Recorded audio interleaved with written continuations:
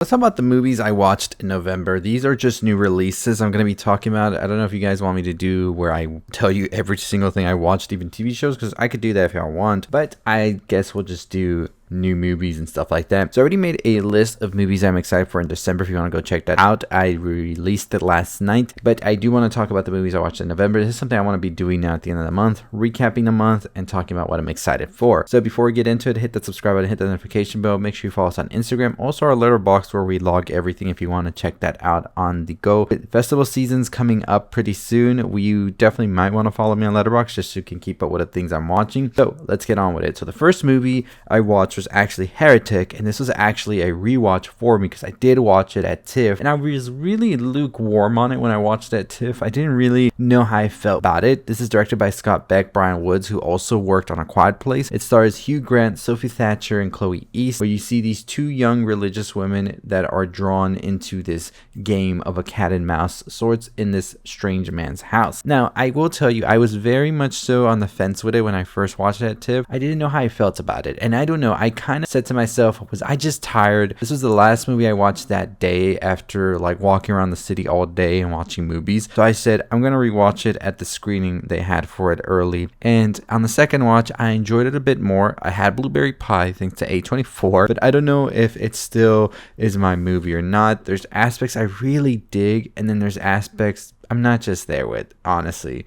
So I don't know. I just felt like this movie was really one of those movies that maybe just wasn't for me, but I appreciate the performances. I really love a lot of the visuals here and the way things are set up, but I just couldn't really get behind it all the way. So let's move on to the next one, was Tendaberry. Now, this is a movie that I didn't get the chance to watch at Sundance earlier this year. This was a movie that I did want to watch because it sounded interesting as well, so I finally got around to it. Directed by Haley Elizabeth Anderson. This is a movie that I thought definitely has a lot of potential throughout, but at the end of the day, I just really couldn't grasp it, and I don't know what the problem for me. I do appreciate some of these shots here. The way that the narrative is told as well, interjecting some, I would say, historical archive footage and things like that I really dug about it, because those concepts I do think about myself as well, and it's really did sort of get me at a point, but overall I just really wasn't all the way there with it. Another film I watched as well was La Cocina. Now, La Cocina is directed by Alonso Ruiz Palacios.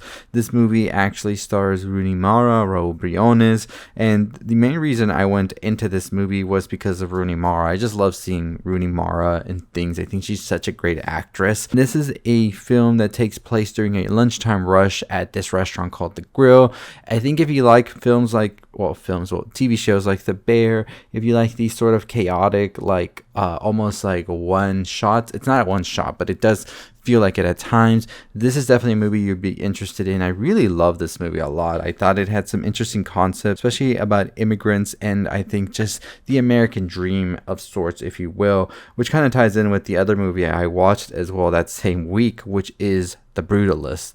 So this is a movie I've been anticipating, and I feel like I say that about every single movie. I'm anticipating every single movie, y'all. No, but seriously, The Brutalist is one of those movies that I was at TIFF and I woke up when it had premiered, I believe, at Venice the night prior. Hype was all through the roof, and I was like, I'm gonna go watch this. But that was the second day I was at TIFF already, and I did not wake up in time. I was tired, exhausted, and I was just like, I missed it. So I was waiting and anticipating to see if this film was going to get picked up before it got picked up by A24 back then. Nobody knew when it was going to come out or all of that. Luckily, it did get picked up, and I was able to watch this at a screening, and I was just I was moved by this movie a lot. I think there's something the way that Brady Covert here, who is the director, does his shots. It really does feel grand, and it makes you really think about the life around you in a way that I didn't really grasp at times, and it really was put into the film so beautifully. The performances here are great. Adrian Brody, Felicity Jones, Guy Pearce, Joe Alwyn, everybody involved here did such an amazing job. Felicity Jones in particular, I think, is taking it without a doubt in my mind.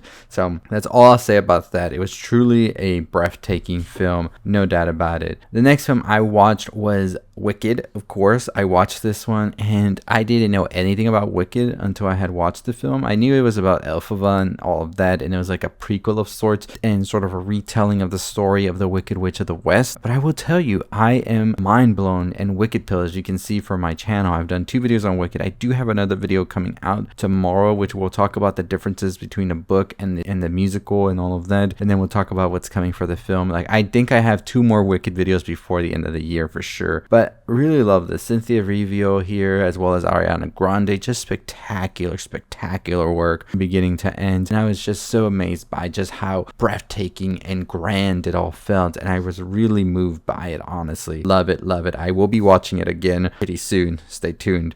Another film I really enjoyed as well was Gladiator 2, a little bit more than I expected. I'm a big fan of the first Gladiator. I've watched that so many times. I really love the aspect that Ridley Scott has come back to sort of take this story where he wanted to always take it, and this whole story of Paul Mescal as well as Denzel Washington's characters, sprinkling in some Pedro Pascal as well as bringing Connie Nielsen back to the fold. It really was just a great and grand move, and I watched this in IMAX. Oh my god, stupendous, beautiful images just throughout, and I really love this film, but I don't love it as much as the first film for sure. One of the last films I did watch towards the end of the month was Y2K, and this was the new film from A24, directed by Kyle Mooney with Jaden Martell as well as Rachel Zegler and also Julianne Dennison, and I really did enjoy this one. I watched it. It was an early screening of sorts, and we watched this one, and it was a ton of fun, honestly. Like, there was so much I really loved about this film. I was gonna watch it at South by Southwest, and I feel like maybe I should have watched it at South by Southwest, because there's just certain movies you want to watch at South by Southwest, especially at the Paramount, because the people just get crazy, they get excited, and they're laughing, all of this.